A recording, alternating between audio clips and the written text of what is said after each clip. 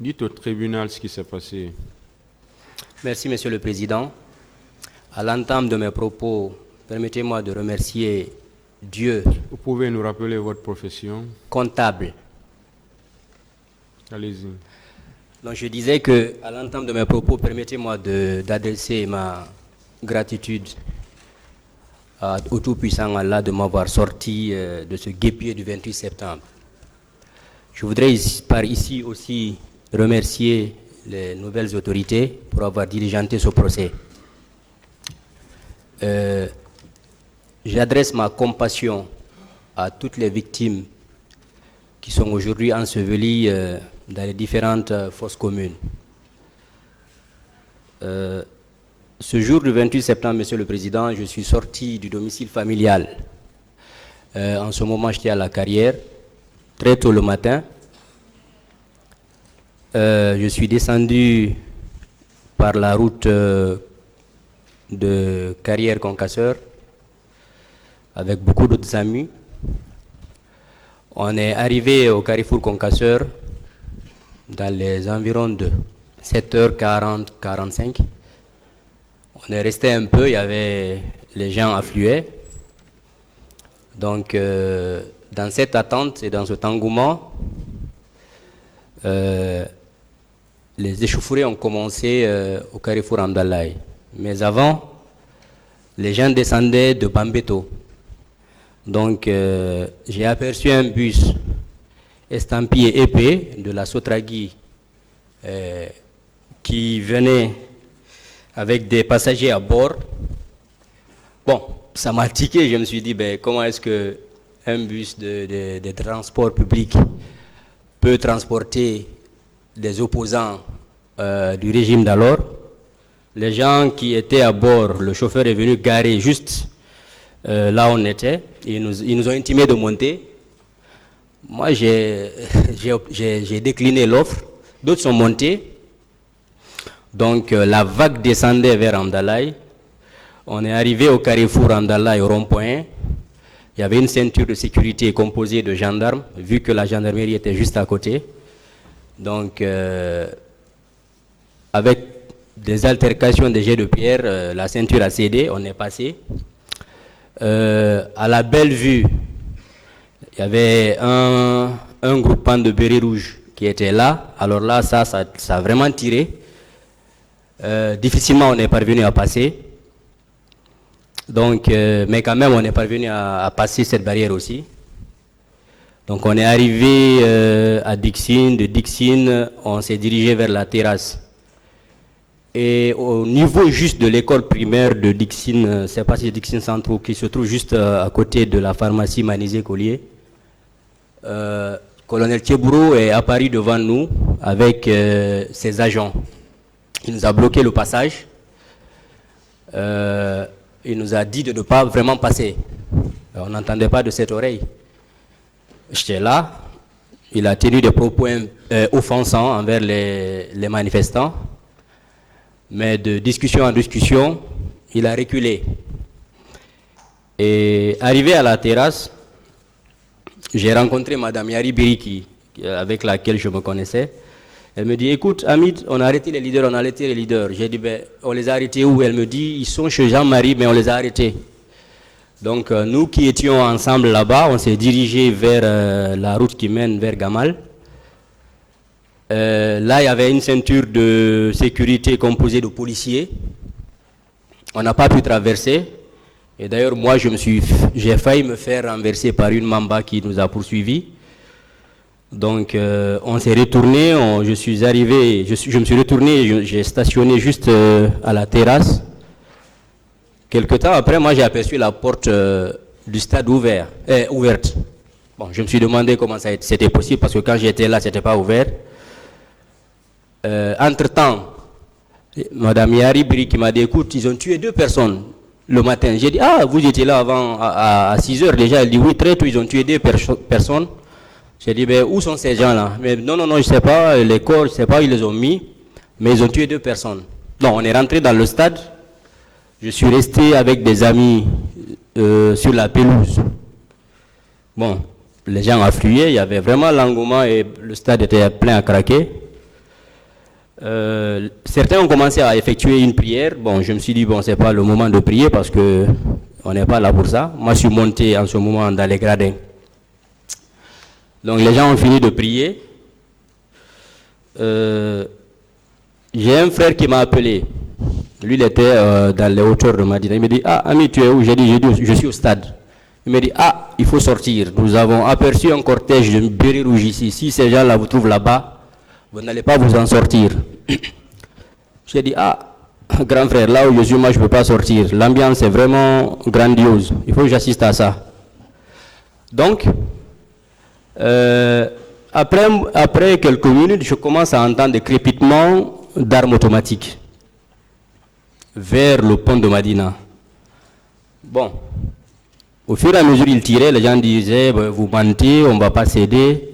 Mais ce qui m'a marqué, c'est quand j'ai vu les gens des bérets rouges rentrer par la grande porte. Quand vous rentrez dans le stade, la porte principale par laquelle les gens rentrent là, j'ai vu des gens rentrer avec des armes, des bérets rouges, ils tiraient. D'autres avaient des brassards rouges. Ils étaient habillés en par-dessus avec des brassards rouges. Ça, j'ai constaté ça. J'ai dit, alors là, c'est sérieux, parce que j'ai vu des gens tomber. J'ai dit, ça, c'est sérieux. Ça, ce n'est plus une question de gaz lacrymogène ou de manifestation. Ça, c'est autre chose. Bon, je n'ai pas paniqué.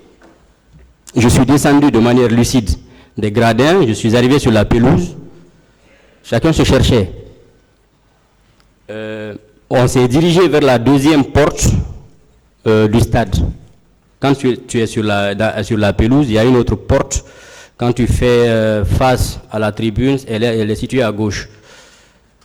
Donc, tout le monde s'est dirigé vers là-bas parce que ceux qui tiraient, ils sont rentrés par l'autre porte. Alors, il y avait une forte bousculade. Je ne sais pas, il y a un monsieur qui est passé ici, qui a perdu sa maman. Moi, j'étais avec la dame là à la porte. Elle a pleuré, elle me disait en sous Woumali, c'est aidez-moi, aidez-moi. Elle était à bout de souffle. Je me suis retourné, j'ai observé parce qu'elle était vraiment massue, très grosse. J'ai compris que celle-ci ne pourra pas s'en sortir. Et elle a commencé à tomber devant moi. Mais moi, j'ai eu la chance de sortir. Mais mes biceps étaient vraiment épuisés. Je me suis dirigé vers la cour qui mène vers les rails. Parce que là, les gens, il y a d'autres qui étaient sur la cour, qui aidaient les gens à monter et descendre vers la SIG et partir dans le quartier de la SIG. Je suis arrivé là-bas. Une fois que mon tour est arrivé, il y a une fille qui criait « Aidez-moi, aidez-moi ». Le jeune qui aidait les gens à monter, il a pris la main de la fille. Bon, c'est une jeune fille d'une vingtaine d'années peut-être. Il a pris la main. Quand il a voulu l'aider à monter à un certain niveau, il y a une balle qui l'a touché. Elle est tombée sur nous, le sang nous a touchés.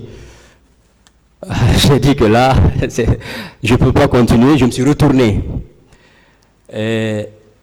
Avec un groupe, on s'est dirigé vers le stade annexe. Arrivé au stade annexe, il y a l'immeuble, le bâtiment qui abrite actuellement le commissariat du stade là. Il y a une pharmacie là-bas, l'immeuble là. Il y avait un cabaret qui juxte l'immeuble par derrière. Donc j'ai vu des gens arpenter ce cabaret pour monter sur la dalle qui constitue le toit de l'immeuble. Les gens se bousculaient, mais je me suis débrouillé à monter. Je suis monté, c'était dans l'intention de redescendre sur la terrasse, parce que je pouvais sauter. C'est vraiment haut, mais je me suis dit, c'est l'ultime solution. Et là, quand on est arrivé sur la dalle, on s'est accroupi parce qu'on a aperçu les bérets rouges. Et là, j'ai pu compter 6 corps sur l'esplanade. Ça, j'ai bonne souvenance. J'ai compris que ça, c'est des personnes qui ont été tuées. Et ils continuent à tirer sur les gens à bout portant. J'ai dit, si je descends ici, c'est que c'est fini pour moi. Alors j'ai rebroussé chemin. J'avais un téléphone Alcatel. J'ai compris que là, maintenant, c'est fini. Il faut de toutes les façons chercher à se sauver. J'ai enlevé la puce dans le téléphone. Je l'ai mis dans ma bouche. J'ai mis la puce dans ma bouche. J'ai pris le téléphone. Je l'ai mis sous mes chaussettes. J'ai porté mes chaussures. Donc il y a un poteau qui est derrière cet immeuble dont je vous parle, à l'angle, sur la route de l'Andrea, un poteau en aluminium. Je suis parti par là-bas, je suis descendu. Et là, il y avait des gendarmes, pas des bérets rouges, qui avaient des machettes, des gourdins sur lesquels il y avait des pointes, des couteaux. Je suis descendu, j'avais de l'argent dans mes différentes poches, une somme de 22 000 que j'avais scindé à hauteur de 5 000, 12 500 et 5 000. Le premier que j'ai rencontré, il a mis sa main dans ma poche, il a pris les 5 000. J'ai continué. Bon, au fur et à mesure que chacun me dépouillait de mon argent, je passais. Et arrivé à la porte du stade, côté l'Andrea, il y a une porte là-bas, elle n'est pas souvent ouverte. Là, on voit les journaux. Il y avait un camion, mais elle était ouverte ce jour-là. Il y avait un camion militaire qui était stationné juste derrière. J'arrive, le dernier qui m'interpelle, il me dit, donne l'argent. J'ai dit, ben, j'ai pas d'argent. Il dit, ah, tu mens, tu n'as pas d'argent. J'ai dit, moi, j'ai pas d'argent, tes amis ont tout pris. Je n'ai que ma carte. Il dit, non, tu mens. Il m'a donné un coup sur le visage. Ben là, j'étais à bout de nerfs, j'ai répliqué. Bon, leur chef, qui était à côté, il dit, ben, embarquez-le. Dans ce camion, j'ai été le premier à être embarqué. J'ai pas résisté. Je me suis laissé embarquer. Je me suis assis. Au fur et à mesure qu'ils embarquaient les gens, moi j'étais là, j'observais. Quand le camion fut plein, ils nous ont dit qu'ils vont nous amener au camp Al-Faya. J'ai dit, ben allons-y. Mais entre-temps, j'avais ma carte, parce que j'ai fait droit des affaires à l'université. Sur la carte, c'est écrit juriste.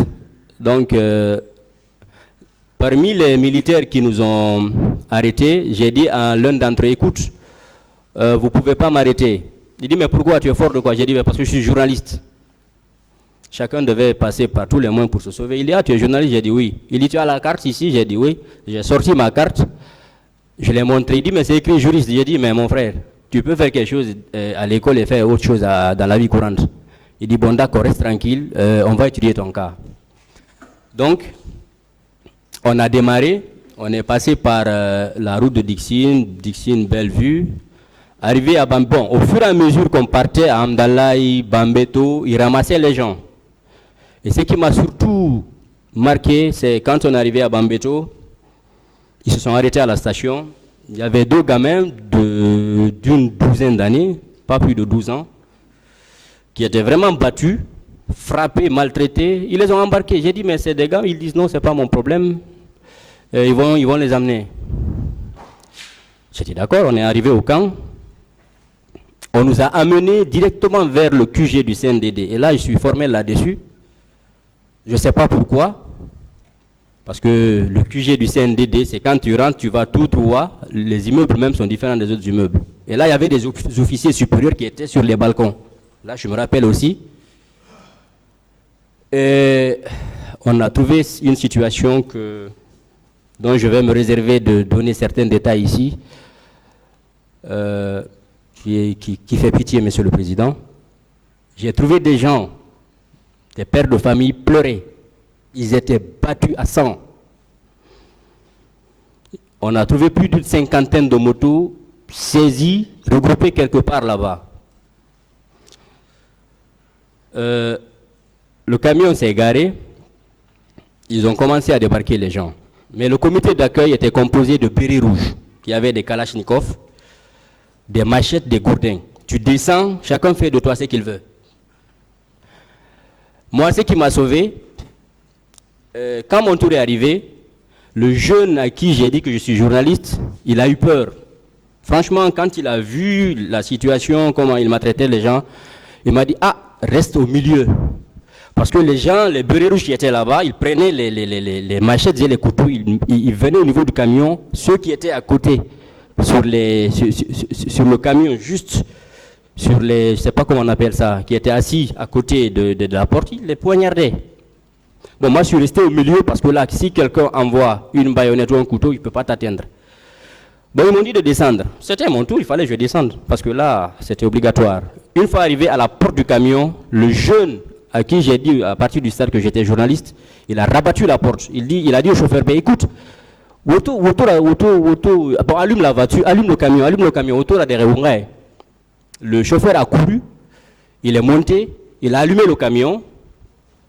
Ils nous ont dirigés vers chez le colonel Tchebro, vers Yimbaya, Simbaya ou Yimbaya, la porte qui mène sur l'autoroute. Là, ils nous ont envoyés là-bas. Ils nous ont fait descendre. On était au nombre de 57. Et là, parce que je vous dirai comment est-ce que j'ai su qu'on était au nombre de 57. Quand on est descendu, tu descends, il y a des gens qui avaient des caoutchoucs noirs, on te frappait, on te déshabillait. Bon, ils nous ont fait asseoir en 3-4 rangées dans le salon.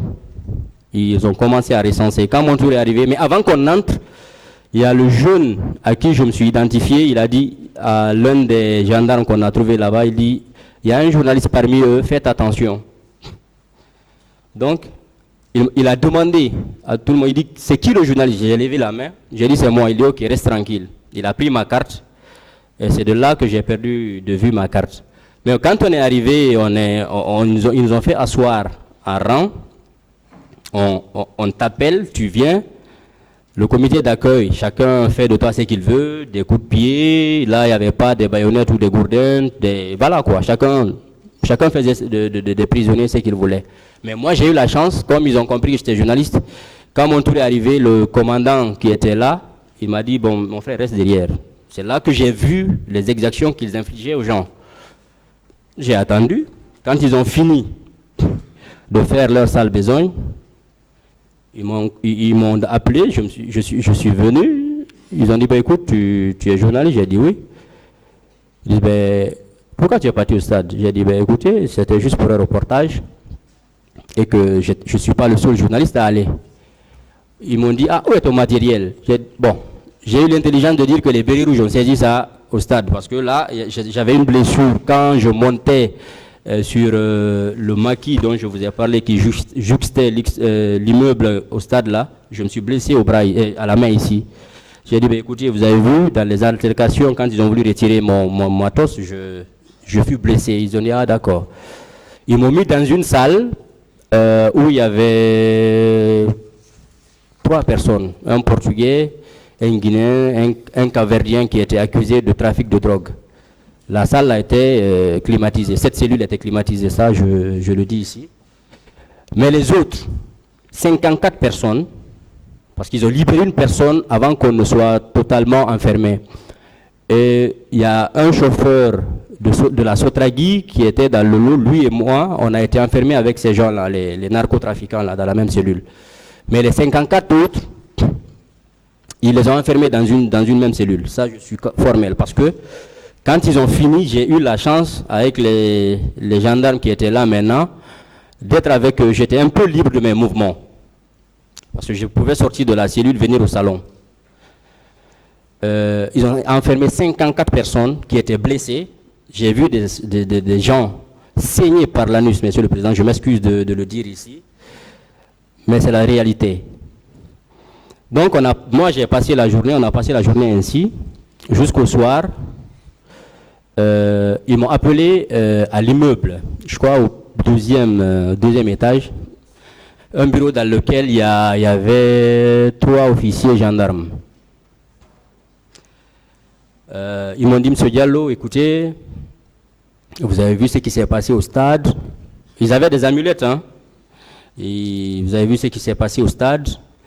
Ils vont dire que c'est l'armée qui a fait, mais est-ce que vous avez vu un gendarme? Tu es dans une telle situation, tu ne peux pas dire que tu as vu un gendarme. J'ai dit, bon, je n'ai pas vu un gendarme.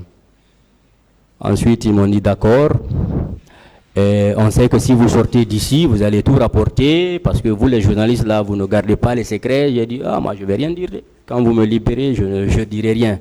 Je vous le promets. Ils m'ont dit, d'accord, on va étudier votre cas. Mais sachez que nous-mêmes, on a peur aujourd'hui parce que la situation a basculé. J'ai dit, il n'y a pas de problème. Ils m'ont dit, écoutez, on peut vous libérer ce soir. Hein? J'ai dit, ah bon? Ils ont dit oui. Ils m'ont dit, mais on vous conseille quelque chose. J'ai dit quoi? Ils m'ont dit, vous connaissez Pivi? J'ai dit, non, je ne le connais pas, j'entends parler de lui. Ah, aujourd'hui, il est en train de faire le ratissage dans la ville. Si il vous aperçoit comme ça, Vous logez où? J'ai dit à la carrière. S'il vous aperçoit comme ça, vous le rencontrez par hasard dans la rue, il va vous tirer à 500 mètres parce que c'est un monsieur sans pitié. Ça, c'est les gendarmes qui m'ont dit ça, les officiers qui m'ont convoqué au premier. Ils m'ont dit, bon, choisissez n'importe quel bureau ici, on va allumer la climatisation, vous allez rester jusqu'au matin. C'est juste un conseil qu'on vous donne. J'ai dit, ah, dans ce cas, je préfère redescendre là où j'étais. Au moins là-bas, je suis avec des gens. Si quelque chose m'arrive, ils seront témoins. Ils m'ont dit, d'accord, descendez. Donc je suis descendu, je suis reparti dans ma cellule. Je suis resté avec les gendarmes jusqu'au petit matin. Quand leur supérieur est venu, il m'a fait appel. Il m'a dit, bon, écoute, on est prêt à te libérer, mais il faut que quelqu'un décharge sur c'est pas sur la main courante ou quoi là. Ils ont un jargon. J'ai dit, ah, écoutez, dit colonel, si vous voulez me libérer, allez-y. Si vous voulez pas, sachez que personne ne viendra me chercher parce que la situation dans laquelle le pays était hier, personne ne va s'hasarder à s'aventurer dans la ville aujourd'hui. Donc, ils m'ont libéré ainsi. C'est ce que j'ai vécu ce jour-là, Monsieur le Président. En résumé.